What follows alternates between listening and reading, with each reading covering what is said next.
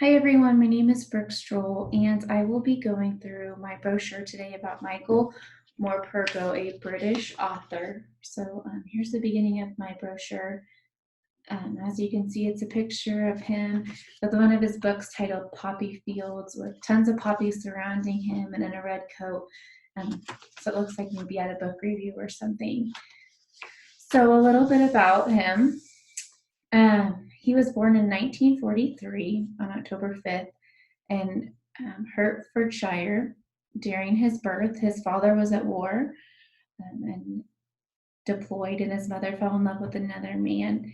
His father came home to no one. The divorce happened, and his mother married his stepfather, Jack Morpurgo. So in that meantime, they had moved several times just to kind of get away from where the bombing sites were at. Every time that they moved, the war would expand and stuff. So he set up a farm for children with his wife Claire after teaching for 10 years, where he was writing and stuff. And he continued his passion for writing. However, he had a larger passion for the farms for children with his wife than teaching. His 100th book was published in 2013, and he's won several awards, including the Prix Sorcier, a French word, in France 3 times, and he's won the Red House Children's Book Award twice for some of his books. And so at the top of that page there in the middle, I have a picture of him, which looks like maybe he's in an office, a styled photo shoot with more poppies on. So that book is obviously impressionable on his career. As far as his works go, he has over 100 books. So I included 3 of them in my presentation just so that I had included Private Peaceful, War Horse, and The Butterfly Lion. I thought I've never read any of his books. However, those ones based off of reading the small synopsis of them, they sounded like something I would be most interested in. That section just has a picture of him, again in red, but a different photo shoot. So in my middle pamphlet, I have some fun facts that not everyone can say they've done. So 5 of his books have been made into films. He writes his own screenplay and they're branded for operas. He and his wife have 3 farms for inner city children to come work with the animals. They're located in Devon, Wales, and Gloucestershire. Over 100 kids a year come to these farms. And on these farms, they just learn how to do rural activities. So they take care of the animals, they do farming activities, so on and so forth. He left his 10-year teaching career in order to make this successful. And I think that that's so cool that he was willing to give up his career for one of his passions and make that successful. And he has received an OBE from the Queen. So, and in this middle part of my pamphlet, I've put one of his quotes that says, "Stories make you think and dream, books make you want to ask more questions." And that was a kind of a cool quote that stood out to me. So his themes and his styles and his writing, many of his books are based off of social issues. However, one of my other bullet points is that his social issues don't include anything like divorce, single parents, or any urban social problems. He writes it from a rather rural perspective, and a lot of people call his work enchanting. He can be described as an old-fashioned writer. So I thought that this just kind of showed his old-fashioned side to him and just kind of him hanging out. So I have my 3 references here on the back. And as I mentioned, I don't have any of his work, so I'm going to play a short video clip from Private Peaceful. Exciting as Mother says it is, but rather the end of my beginning. Clinging on round Charlie's neck, I know that I am living the last moments of my carefree time, that I will not be the same person when I come home this afternoon.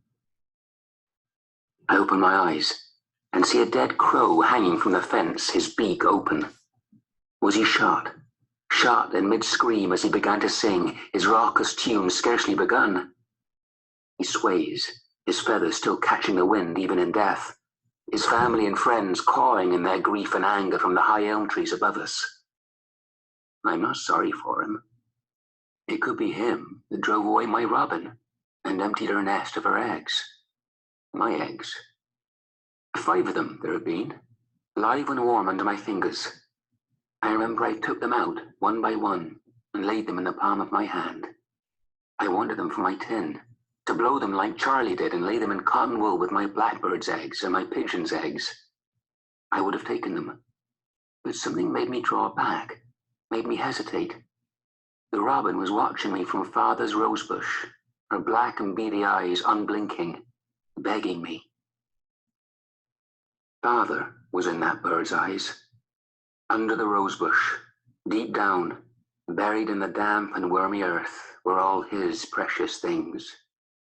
Mother had put his pipe in first. Then Charlie laid his hobnail boots side by side, curled into each other, sleeping. Big Joe knelt down and covered the boots in father's old scarf. Your turn, Tomo, Mother said. But I couldn't bring myself to do it. I was holding the gloves he'd worn the morning he died. I remembered picking one of them up.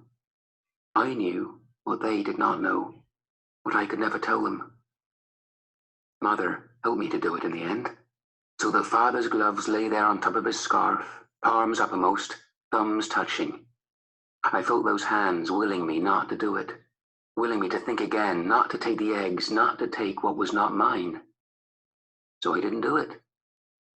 Instead, I watched them grow, saw the first scrawny skeletal stirrings, the nest of gaping, begging beaks, the frenzied screeching at feeding time. Witnessed too late from my bedroom window the last of the early morning massacre, the parent robins watching like me, distraught and helpless, while the marauding crows made off skywards, cackling, the murderous deed done. I don't know. Okay, so that audio clip keeps going for quite a while. That's the audio, the Audible book from Amazon Prime. So that's kind of the source for where I got that. So with that, just a little bit of a recap. His life maybe started out a little bit unexpected, not like most people's do. And I feel that he's had a small sense of humor from this. When I was reading his autobiography he wrote about himself, he had mentioned, my mother was there, of course, during my birth. However, my father was not. And I just kind of got a little chuckle out of it, because, you know. So I feel like he's got a great sense of humor, and he's a well-accomplished British writer. And so thank you for listening to that. And with that, in the future, something I would do with his novels, I found something I would use for Warhorse, one of his other very popular books. It is a chapter book, and so it'd be a great opportunity to do a novel study with some of your older kiddos, a chapter by chapter thing, just to double check that they are listening, paying attention, and following along at the pace that they should be. So all kids do that, right? And so I will attach a teacher pay teacher link to my submission on the TEEL 260 webpage. But I think that would be a good opportunity to kind of get a little bit more in depth with your kiddos while reading a chapter book. And I found some great resources on, like I said, on teacher pay teacher that do cost a little bit of money, but they go chapter by chapter. It's already broke up and it's really, really well organized. So I am going to attach that for everyone to see. So thank you. And that is my presentation over Michael Morpurgo, the British author. So thank you.